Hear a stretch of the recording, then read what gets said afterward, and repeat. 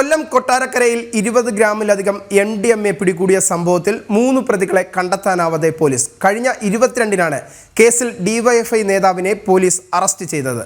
ദിവസങ്ങൾ കഴിഞ്ഞിട്ടും രക്ഷപ്പെട്ട 3 പ്രതികളെയും പോലീസിന് ഇതുവരെയും പിടികൂടാനായിട്ടില്ല.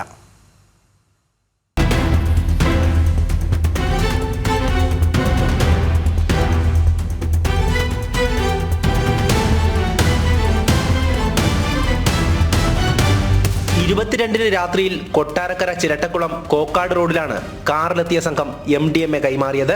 ഡാൻസ് ഓഫ് ടീമും പോലീസും എത്തിയതോടെ കാറിലുണ്ടായിരുന്ന 3 പേർ രക്ഷപ്പെടുകയായിരുന്നു. MDMA വാങ്ങാനെത്തിയ ഡിവൈഎഫ്ഐ മേഖലാ സെക്രട്ടറി മുക്സിനെ പോലീസ് പിടികൂടി. വിൽപ്പനയ്ക്കായാണ് പ്രതികൾ വൻതോതിൽ MDMA കൊണ്ടുവന്നത്.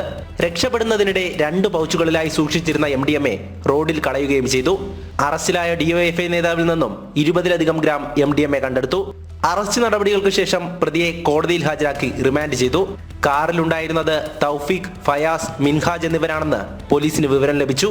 എന്നാൽ ദിവസങ്ങൾ കഴിഞ്ഞിട്ടും പ്രതികളെ കണ്ടെത്താനായില്ല. മൂവർക്കുമായി അന്വേഷണം വ്യാപിപ്പിച്ചിരിക്കുന്നുവെന്നാണ് പോലീസ് പറയുന്നത്. പ്രദേശത്തെ യുവാക്കളെയും വിദ്യാർത്ഥികളെയും കേന്ദ്രീകരിച്ചാണ് ലഹരി വിൽപ്പന നടക്കുന്നത്. ഇതിന്റെ ഉറവിടം കണ്ടെത്തുവാനുള്ള ശ്രമവും നടക്കുന്നുണ്ട്. ജനം, കൊല്ലം.